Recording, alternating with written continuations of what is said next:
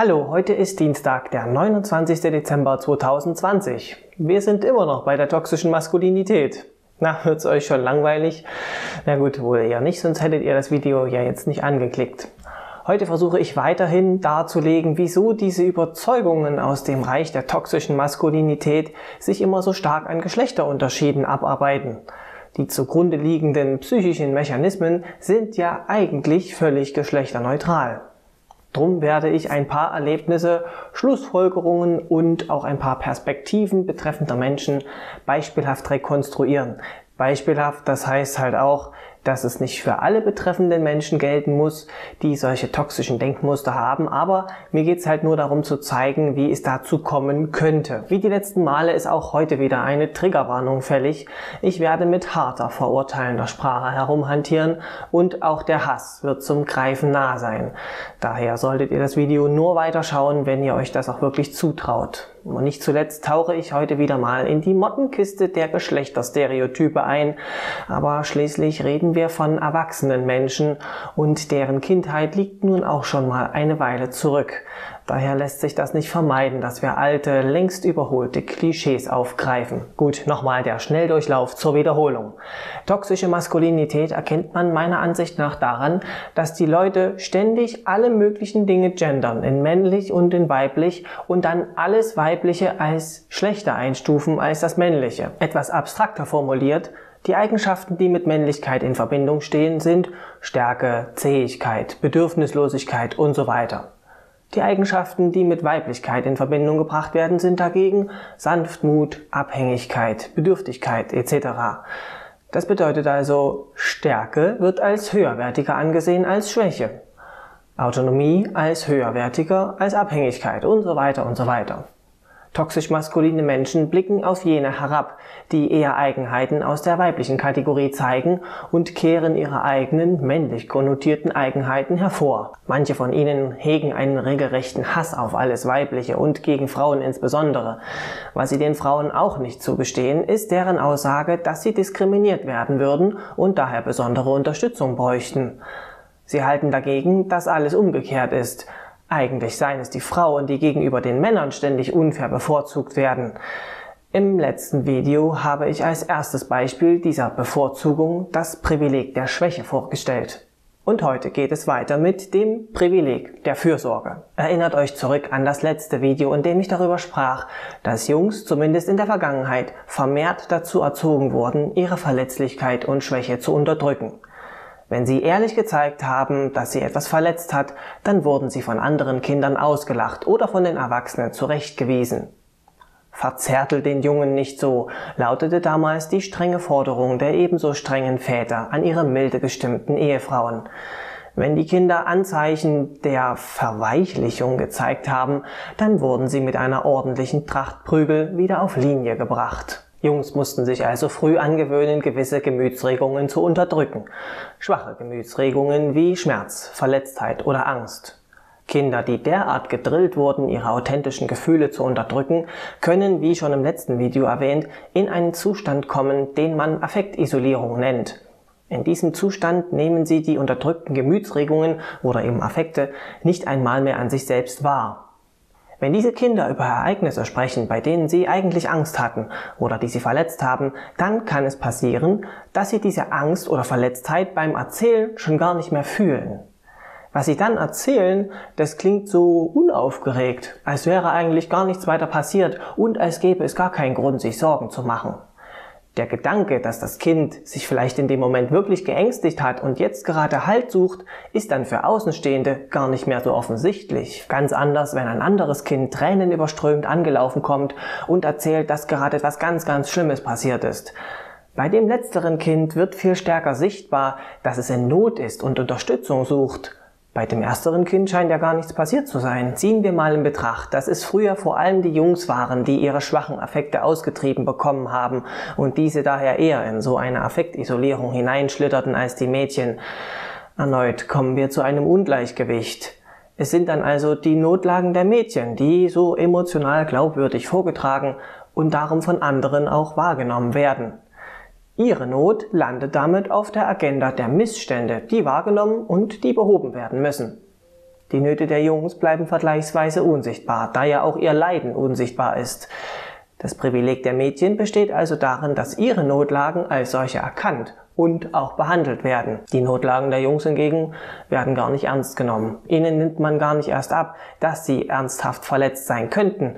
Also ist auch ihr Verlangen nach Hilfe und Zuwendung völlig unberechtigt. Dieses Vorurteil habe ich selbst sogar lange Zeit gehegt. Da hat mir ein Freund erzählt, dass er beim Fahrradfahren hingefallen ist und sich erstmal hinsetzen musste, weil das so doll wehgetan hat. Aber beim Erzählen klang er überhaupt nicht aufgewühlt. Darum habe ich mich ernsthaft für einen Moment gefragt, warum er nicht einfach aufgestanden und weitergeradelt ist. Ja, ganz toll gemacht, Jan. Aber jetzt stellt euch vor, die eigenen Eltern oder Lehrer oder Erzieher sprechen solche Gedanken auch noch laut aus, wenn ein Kind zu ihnen kommt. Anstatt dass ihm geholfen wird, wird das Kind also als Mimose betitelt und weggeschickt. Sowas schlägt ein. Die Jungen werden also von ihren Bezugspersonen immer und immer wieder enttäuscht und verletzt. Irgendwann gewöhnen sie sich aber daran, dass wann immer sie jemanden brauchen, an den sie sich anlehnen können, dass da niemand für sie da ist.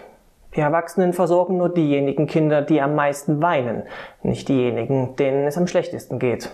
Trübe Aussichten also für jemanden, dem das Weinen ausgetrieben worden ist. Nächster Punkt. Es gibt ja verschiedene, teilweise völlig gegensätzliche menschliche Grundbedürfnisse, zum Beispiel nach Nähe, aber auch mal nach Alleinsein, nach Autonomie, aber auch mal sich jemandem hinzugeben und so weiter und so weiter. Diese Bedürfnisse sind grundsätzlich bei fast allen Menschen da.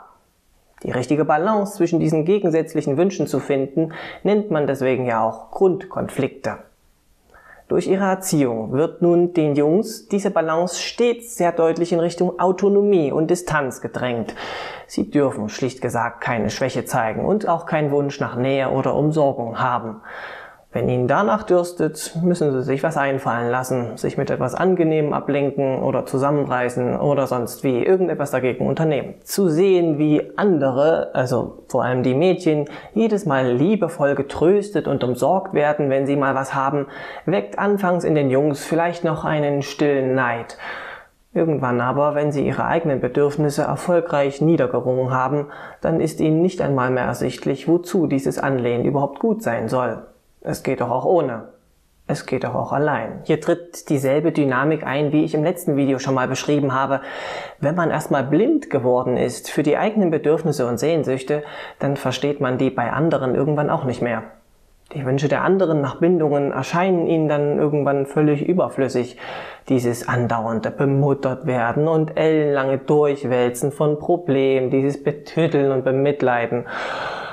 Für etwas, was man auch einfach allein geschissen kriegen könnte, wenn man denn wollte. Im Alltag derjenigen, die alleine klarkommen, ist dieser ganze Zirkus völlig übertriebenes Gescheiße. Das kann auch Vorteile haben, also gerade in Ausnahmesituationen. Wenn alle in Panik ausbrechen und Klopapier bunkern, falls morgen die Welt untergehen sollte, dann zucken sie nur müde mit den Schultern und verstehen nicht, warum auf einmal die anderen so am Rad drehen. In solch einer Extremsituation mag das ganz heilsam sein, eine Art Ruhepol zum verängstigten Rest der Menschen. Das fehlende Mitgefühl bleibt aber auch in der übrigen Zeit erhalten. Wenn andere Menschen ehrliche, unberechtigte Angst oder Verletztheit über etwas zum Ausdruck bringen, dann ist das für diese affektisolierten Menschen genauso wenig nachvollziehbar. Sie haben einen so großen Abstand zu ihrer eigenen Angst, dass sie diese selbst gar nicht mehr wahrnehmen. Folglich haben sie es eben auch schwer zu erkennen, weshalb andere Menschen sich fürchten. Diese anderen, die reden sich doch nur ein, dass alles ganz schrecklich ist, nur um sich hinterher vor der eigenen Einbildung vor Angst in die Hosen zu machen. Solche Menschen, die scheinbar grundlos in Panik verfallen, die erscheinen ihnen dann hysterisch. Wer keine Probleme hat, der macht sich halt welche, ist so eine Formulierung, die die ganze Verachtung für solche weinerlichen Schwächlinge auf den Punkt bringt. Würden sie ihre Zeit statt mit Rumheulen damit verbringen, aktiv zu werden, dann wäre das Problem im Nu gelöst. In meinen vergangenen Analysen sprach ich mal 2 verschiedene Strategien an, wie Menschen mit ihren Bindungsunsicherheiten so umgehen könnten. Die Menschen, die sich vor allem an andere halten und diese um Rat oder Hilfe fragen, die könnte man in die Gruppe der Unterfunktionalen zählen, auch wenn ich das Wort nicht so mag. Und die übrigen, an denen halt die ganzen Entscheidungen hängen bleiben und die ganze Arbeit machen müssen, das sind demnach die Überfunktionalen. Überfunktional, das klingt gerade im Zeitalter der Leistungsorientierung nach etwas Guten, etwas Wertvollen und Achtenswerten. Unterfunktional, das Das klingt nach Minderleistern und Mitessern, die sich zurücklehnen, anderen die Arbeit überlassen und sich von diesen durchs Leben ziehen lassen, anstatt selbst mal die Ärmel hochzukrempeln. Dass sie nicht zu dieser Gruppe gehören, die den leichten Weg wählen, sich bemuttern lassen, sondern aus eigener Kraft vorwärts bewegen, dass sie also das Leben quasi im Hard Mode spielen, daraus ziehen manche Menschen am Ende einen gewissen Stolz für sich. Mir wurde kein Zucker an den Arsch geblasen und ich habe es trotzdem soweit geschafft. Ja, ich schaffe es sogar noch weiter als manch andere, denen die halbe Welt zu Füßen gelegt worden ist und die trotzdem unfähig sind, alleine klarzukommen. Die scheitern ja schon an Lebensfragen, die hätte ich denen mit 12 beantworten können. Mit denen sind beispielsweise jene gemeint, die schon als Kinder nur Piep sagen mussten und schon wurden ihnen die Wünsche von den Augen abgelesen. Frauen zum Beispiel. Die hatten eigentlich einen unfairen Vorteil von Anfang an. Von all ihren Leistungen kann man also getrost 10% abziehen, dann lässt sich das mit den Leistungen der Männern vielleicht vergleichen. Das klingt natürlich unfair und herablassend, aber Menschen, denen die Flucht in die Passivität und Schwäche selber verwehrt wird, für die klingt der Weg nach vorn in die Aktivität und Stärke eben genau richtig. Und wenn wir ehrlich sind, dann schätzt das die Gesellschaft ja auch ein Stück weit. Ohne all die fleißigen Bienchen in den Betrieben würde unsere Wirtschaft ja sofort zusammenbrechen. Karriere gilt auch hierzulande als Zeichen für Erfolg, nicht als Beweis für irgendeine Störung oder sowas. Und selbst bei der Partnersuche ist er durchaus beliebt, dieser Typ Mann, Marke Holzfäller, der nicht viel redet, aber stark und unkaputtbar wirkt. Ein Mensch, der selbst nichts einfordert, aber als starke Stütze auftritt und immer nur gibt und gibt und gibt. Und wenn er mal was braucht, sich selbst drum kümmern kann. Der perfekte Versorger also. Und als solche betrachten sich viele Menschen mit so einem toxisch-maskulinen Denkmuster ja oftmals auch. Versorger zu sein, das ist auf der einen Seite erstmal ein undankbares Los, weil man sich abrackert, aber nie etwas zurückbekommt. Stattdessen muss man sich vorhalten lassen, dass man für das eigene Schuften zu viel Geld verdient und andere benachteiligt würden. Also dass es einem schlichtweg zu gut geht. Ja, nee, ist klar. Mir aus meinem eigenen Fleiß auch noch einen Strick drehen, anstatt einfach selber fleißig zu werden und sich dieselben Vorteile zu verdienen. So seht ihr aus. Oder man bekommt später vom Familiengericht für die eigenen Kinder auch noch das Sorgerecht entzogen. Einfach darum. Weil Vater sein wird ja auch überbewertet. Es reicht ja, wenn man Unterhalt zahlt, ne? Oder man muss sich vorhalten lassen, nicht genug gegeben zu haben mit dem eigenen auslaugenden Vollzeitjob, während die Partnerin sorglos das Leben genießen und ihren kleinen Alltagsproblemchen nachgehen kann. Es liegt also ganz in der Hand des Versorgers, die Existenz der Gemeinschaft zu sichern. Alle Last liegt auf seinen Schultern. Der Mann geht tagsüber mit seiner Keule auf die Yacht und die Familie sitzt in der Höhle und wartet. Wenn ich selbst in der Vergangenheit gesehen habe, wie sich Leute langanhaltend und ausufernd über irgendwelche Beziehungsthemen ausgetauscht haben, da habe ich manchmal so bei mir gedacht, meine Fresse, wie lange wollt ihr euch eigentlich aufhalten, wenn es mal um etwas wirklich Wichtiges geht? Wer selbst in einem Extrem des Autonomiespektrums steckt, für den sieht schon normales Beziehungsverhalten nach Klammern aus. Menschen, die sich ellenlang mit solchem Kram befassen können, um deren Existenz wird sich ja anscheinend gekümmert, sodass genug freie Zeit für schöngeistigen Schnickschnack übrig bleibt. Vielleicht kommt daher auch diese Geringschätzigkeit für künstlerische, intellektuelle oder musische Betätigungsfelder.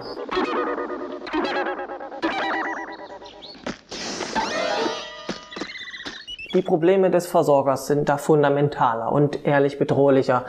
Bei ihm geht's auch um Sein oder Nichtsein, aber auf einer sehr realen Ebene, nicht auf der Bühne. Einen Vorteil hat es aber auch, derart als Ernährer vor den Familienkarren gespannt zu werden. Man kann sich gebraucht und als guter Mensch fühlen. Gleichzeitig kann das eigene, zwar unterdrückte, aber ja nichtsdestotrotz vorhandene Bedürfnis nach Beziehungen und Gemeinschaft erfüllt werden. Ein Mann, der seine Partnerin oder Partner oder Familie versorgt, der hat letztlich Menschen um sich herum, die einfach da sind, wenn er nach Hause kommt und die ihm im Idealfall auch noch lieben. Wenn er dann obendrein auch noch der alleinige Versorger ist, dann kann er sich sogar einigermaßen sicher sein, dass ihn seine Familie nicht von einem auf den anderen Tag plötzlich verlässt. Sie ist ja dann von ihm, dem Versorger, abhängig. Die Strategie lässt sich übrigens auch gut fahren, wenn es um den Job selbst geht. Also jemand, der einen Beruf ausübt, der für das Funktionieren der Gesellschaft fundamental ist, für den ist einigermaßen ausgeschlossen, dass es seinen Arbeitsplatz irgendwann nicht mehr geben wird. Zum Beispiel Pflegekräfte, Erzieher, Polizei, Ärzte, Feuerwehrleute, Bus- und Zugfahrer, Post und so weiter und so weiter. Sie werden also wahrscheinlich nicht massenhaft in die Wüste geschickt. Das Schlimmste, was ihnen passieren kann, ist, dass sie ausgebeutet werden. Aber hey, das klingt fast nach dem Kerngeschäft eines Menschen, der immer nur gibt und niemals nimmt. Ha. Ja, das ist nämlich die Schattenseite der Medaille des heroischen Versorgers. So ein unterschwelliger Zynismus und eine stille Verachtung für die Gesellschaft, die ihn so ausplündert. Er teilt die Menschen in solche wie ihn, die geben, und jene anderen, die nehmen. Je mehr Leute die Hände in den Schoß legen und sich bedienen lassen, desto weniger Leute bleiben übrig, die all das heranschaffen müssen, was so gebraucht wird. Diejenigen, die dafür zuständig sind, die müssen sich dann nur umso mehr abrackern, je mehr Mäuler es zu stopfen gibt. So gesehen ist Passivität nicht einfach nur selbstverschuldetes Elend, sondern ein aggressiver Akt der Ausbeutung der Fleißigen durch die trägen Nichts-Zustandebringer. Sie, denen von Anfang an Milde und Mitgefühl zuteil wurde, denen ihre Wünsche erfüllt wurden und die trotz dieser vergünstigten Startbedingungen fortlaufend immer und immer wieder nach der Hilfe anderer Menschen krähen. Sie sind im Vergleich zu dem selbstständigen Versorger eine echte Fehlinvestition. Man steckt mehr in sie hinein, aber anstatt auch mehr daraus zu machen, fallen sie durch Unproduktivität und Unfähigkeit auf. Oder schlimmer noch, sie beschweren sich und fordern immer mehr Leistungen, Zugeständnisse und Annehmlichkeiten ein. Undankbares Pack. Wer vom Privileg der Fürsorge ausgeschlossen ist, der kultiviert so eine Autonomie, um sich selbst mit dem zu versorgen, was er so braucht, und mit einer Zähigkeit, damit er es gut aushalten kann, wenn er mal unterversorgt ist. Durch das Versagen seines Umfeldes enttäuscht, wendet er sich gleichsam von diesem ab und bleibt in Distanz zu seinen Mitmenschen, mit Ausnahme vielleicht von einem besten Freund oder sowas. Seine Fähigkeit als Kraftwerk der Gesellschaft, fleißig zu werkeln und zu funktionieren, sieht er dabei als eine überlegene Strategie gegenüber dem faulen Zurücklehnen der anderen, die sich von seinesgleichen nur durchfüttern lassen. Damit ist die gesamte Überlebensstrategie unterm Strich überaus erfolgreich. So erfolgreich, dass nicht einmal mehr sichtbar wird, dass es sich dabei um eine Überlebensstrategie handelt. Durch ihre Erziehung landeten früher überproportional häufig die Männer bei genau solch einer Überlebensstrategie. Frauen gehörten häufiger zu der Kategorie Menschen, die genommen haben, Schwächen zeigen, versorgt werden mussten, Hilfe brauchten und damit anderen Menschen eine Last sein konnten.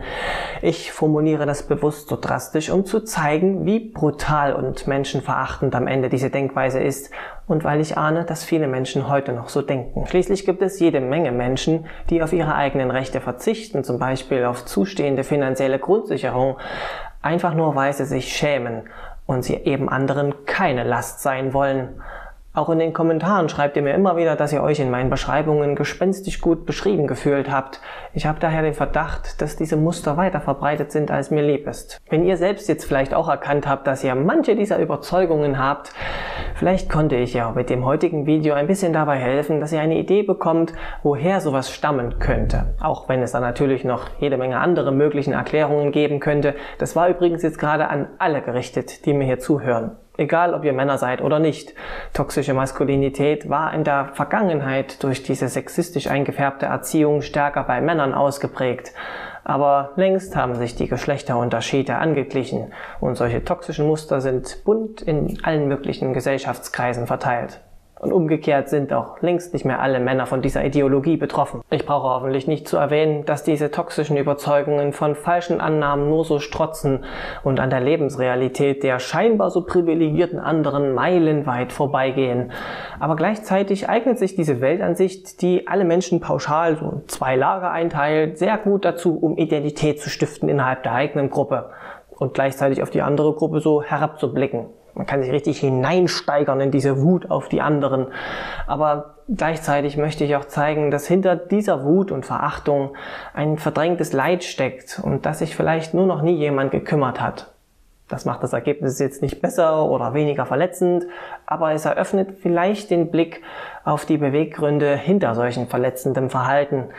Wenn wir aufhören, Kinder und auch Erwachsene so scheinbar willkürlich verschieden zu behandeln, dann entstehen auch nicht mehr solche großen Ungerechtigkeiten, die sich bei den betreffenden Menschen dann in Wut umschlagen. Davon hätten wir ja am Ende schließlich alle was. In diesem Sinne, fürsorgliche Grüße, bis zum nächsten Mal. Euer Kater Schnurz.